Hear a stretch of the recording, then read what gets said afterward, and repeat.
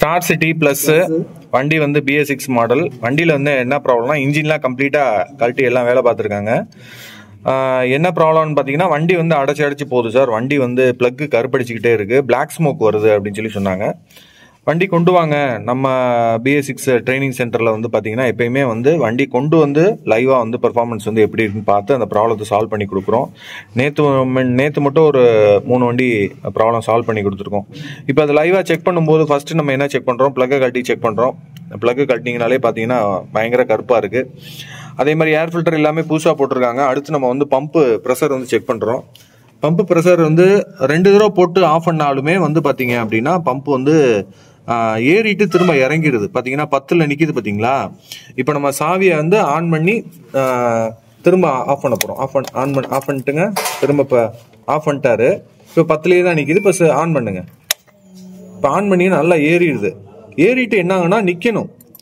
அப்போ அந்த நிற்கலை அப்படின்னா என்ன ப்ராப்ளம் அப்படின்னு பார்த்தீங்கன்னா அதில் ப்ரெஷர் ரெகுலேட்டர் வந்து போயிடுச்சு. பம்பில் இருக்கக்கூடிய இந்த ப்ரெஷர் ரெகுலேட்டர் போயிடுச்சு அப்படின்னு அர்த்தம். இப்போ இதுக்கு வந்து என்ன பண்ணணும், பம்பு தான் வந்து நம்ம மாற்றணும்.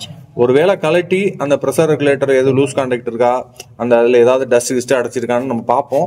செக் பண்ணி பார்த்துட்டு தேவைன்னா நம்ம வந்து பம்பை வந்து மாற்றிக்கலாம். இது வந்து என்ன ப்ராப்ளம், இப்போ பம்பு வந்து மாத்திர கண்டிஷன் வந்துருச்சு, பம்பு தான் இது வீக்கு அப்படின்றத நம்ம இந்த பம்பு டூலை வச்சு நம்ம தெரிஞ்சுக்கலாம்.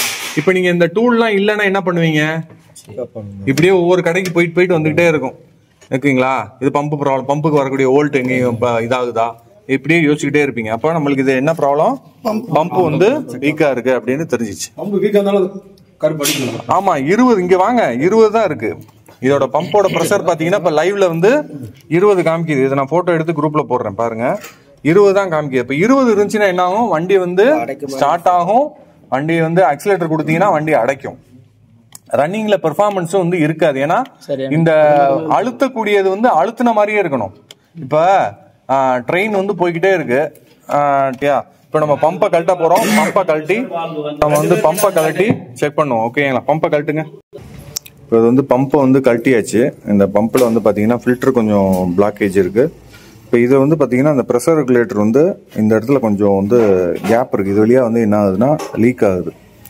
இப்போ நம்ம இதை வந்து கொஞ்சம் அட்ஜஸ்ட் பண்ணி இந்த லீக் ஆகாத மாதிரி கொஞ்சம் செஞ்சு மாற்றணும். இல்லைனா பம்பு தான் வந்து மாற்றணும். ஓகேங்களா, இதோட பம்பு வந்து 20 ப்ரெஷரு ஸ்டார்ட் பண்ணால் 30-40 வருது.